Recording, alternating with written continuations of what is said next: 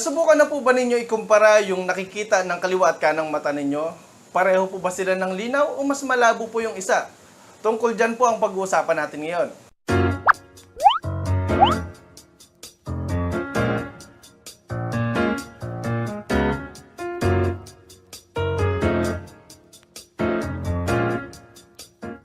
Magandang araw mga ka-eyeball, ako po si Doc Alan, ang inyong optometrist.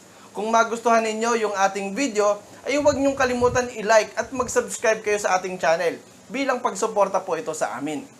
May mga pagkakataon po na hindi natin napapansin na magkaiba pala yung linaw ng nakikita ng kaliwa at kanang mata natin. Ito po ay dahil sa ang utak natin ay may kakayanan na pag-isahin po yung nakikita ng image ng kaliwa at kanang mata po natin.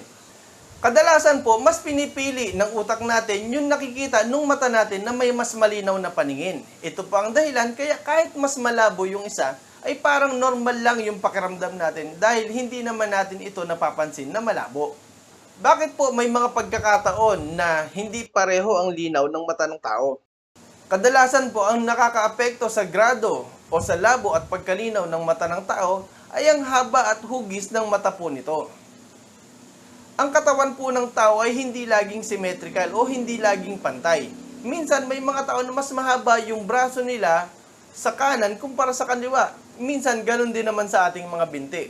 Minsan mapapansin natin na may mga tao na hindi pantay ang mukha. Minsan tabingi yung mukha nila. Minsan nga mas mataas pa yung isang kilay kumpara dun sa kabila. At syempre titignan naman ng mga kababaihan yan kung pantay yung pagkakalagay ng kanilang mga eyebrows, ang eyelashes nila, di ba? Pero ganun po talaga yon. So kung paanong magkaiba yung hugis ng mata natin, ay maiiba din po yung grado po nito at magiging magkaiba yung linaw na makikita ninyo. Ang tawag po sa pagiging magkaiba ng grado ng kaliwa at kanang mata natin ay anisometropia. Ano po ang mangyayari kapag hindi pareho ng linaw yung kaliwa at kanang mata natin? Maaari po na hindi pansinin ng utak natin yung mata natin na may malabo na paningin. Yung mata po na ito ay maaring magkaroon ng mas mababang visual stimulation kumpara dun sa mata na nakakakita ng malinaw. Ito po ay maaring mag-develop ng tinatawag natin na amblyopia o lazy eyes. Kung gusto ninyong malaman yung tungkol sa lazy eyes, maaari po ninyong i-click itong link na ipapakita ko po sa inyo. Bukod po sa amblyopia, maaari po tayong mabanlag o maduling.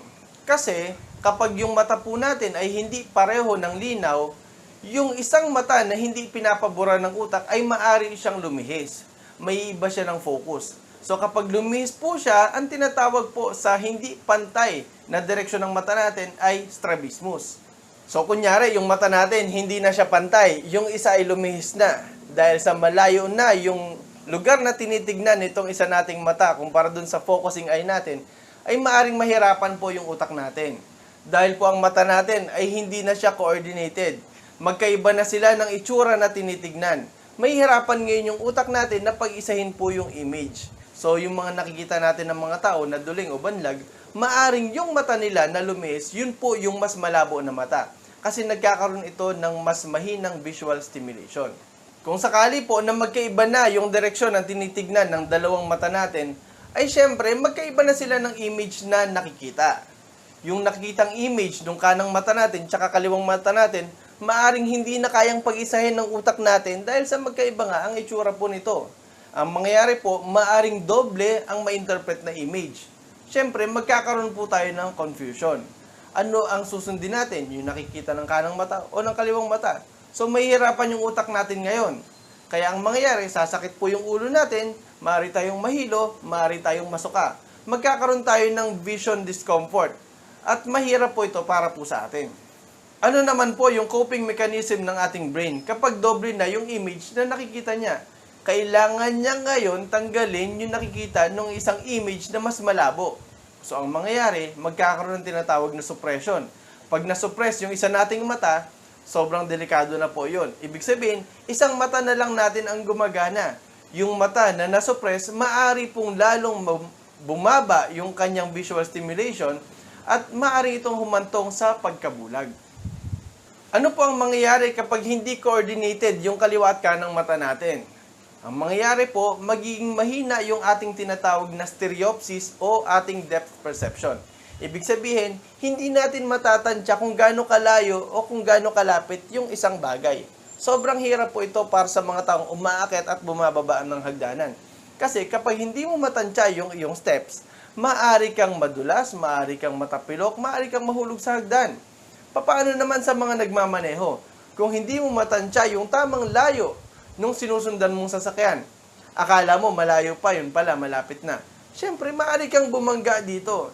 Kung sakali po na napansin ninyo na hindi pantay ang linaw na nakikita ng kaliwa at kanang mata ninyo, kumonsulta po kayo kagad sa inyong pinagkakatiwalang optometrist para malunasan po natin ito.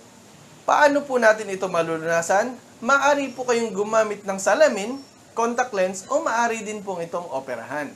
Kapag sobrang magkalayo po yung grado ng kaliwa at kanang mata ninyo, ay maaring hindi na ito kayanin ng salamin. Minsan gumagamit na tayo ng mga contact lens o minsan kailangan na talaga ng operation. May mga tao na kahit magsalamin sila, nandyan pa rin yung kanilang vision discomfort. Ito kasi ay dahil sa magkalayo nga yung grado ng kaliwa at kanang mata nila. Ang nangyayari po doon, kapag salamin ang ginamit natin, meron kasing vertex distance po na tinatawag. Yun yung distansya nung salamin mo dun sa iyong mga mata. Ito ay maaring makapagdulot ng magkaibang retinal image stimulation. Maaring mas malaki yung image ng isang mata kumpara dun sa kabila. Dahil sa magkaiba yung laki ng retinal image dun po sa mata natin, ay hindi siya kayang ipag-fuse ng ating brain. So, nahihirapan yung brain natin ngayon. Sumasakit ngayon yung ulo natin at hindi natin makasundo yung salamin na binibigay sa atin. Kailangan po talagang espesyalista yung ating mapuntahan. Magandang option po sa mga ganitong klase ng kondisyon ay contact lens o kaya po operasyon. Meron tayong mga viewers at meron tayong mga subscribers na nagre-request ng shoutouts. Ito po sila, Franz JM Kitalig. Hi Franz JM, salamat sa pag-subscribe. Kay Brian Sabilio, Paulo Robin, Vicente Olazo, Mark Anthony Sakaging, at si AGB Jordan. Maraming salamat po sa inyong panonood at sa inyong pag-subscribe sa aming video. Kung sakaling nagustuhan po ninyo ang ating video, huwag niyo pong kalimutan i-like, i-share at mag-subscribe kayo sa aming channel para lagi kang updated sa ating mga videos at bilang suporta po ninyo ito sa amin. Maraming salamat po.